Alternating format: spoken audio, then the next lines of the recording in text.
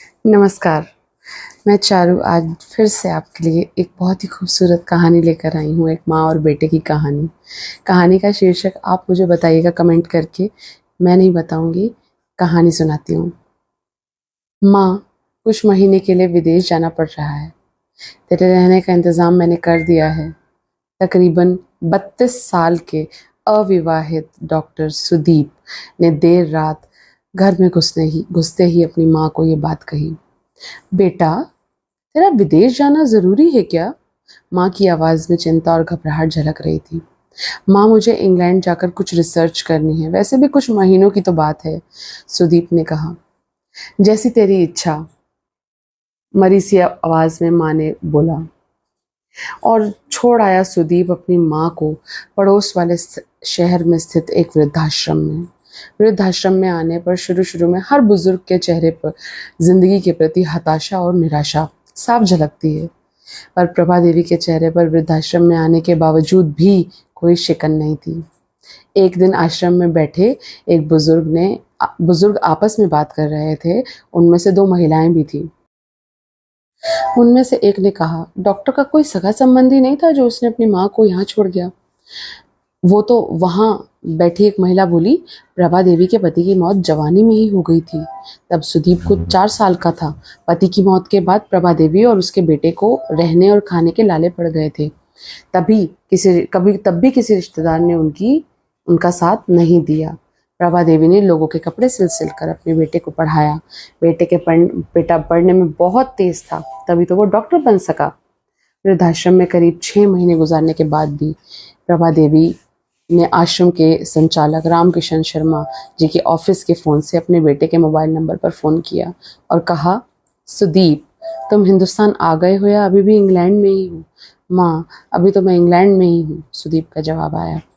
3-3, 4-4 महीने के अंतराल पे प्रभा देवी सुदीप को फ़ोन करती रही और उसका जवाब हमेशा यही था, मैं अभी वहीं हूँ, जैसे ही देश आऊँगा तुझे बता दूंगा। इस तरह तकरीबन 2 साल गुजर गए। अब तो वृद्धाश्रम के लोग भी कहने लगे, कैसा चालाक बेटा है, कितने धोखे से अपनी माँ को यहाँ छोड़ गया। आश्रम के ही किसी बुजुर्ग ने कहा, मुझे तो लगता ही नहीं कि वो विदेश गया होगा, वो तो बुढ़िया को यहाँ छोड़कर कहीं चला गया है, छुटकारा पा लिया है। तभी किसी और बुजुर्ग ने कहा, मगर वो तो शादीशुदा भी नहीं था। अरे, होगी उसकी कोई गर्लफ्रेंड जिसने कहा होगा अपनी माँ को छोड़ दे और वृद्धाश्रम में छोड़ दे और तू मेरे साथ इंग्लैंड चल।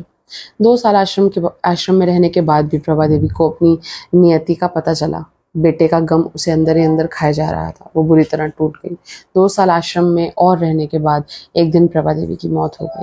उसकी मौत पर आश्रम के लोगों ने आश्रम के संचालक शर्मा जी से कहा, इसकी मौत की खबर तो इसके बेटे को दे दो। हमें तो लगता ही नहीं कि वो विदेश में होगा, वो तो अपने देश में ही है। इसके बेटे को मैं कैसे खबर करूं? इसका बेटा तो 3 साल पहले ही मर गया है। सारे बहुत हैरान हो गए।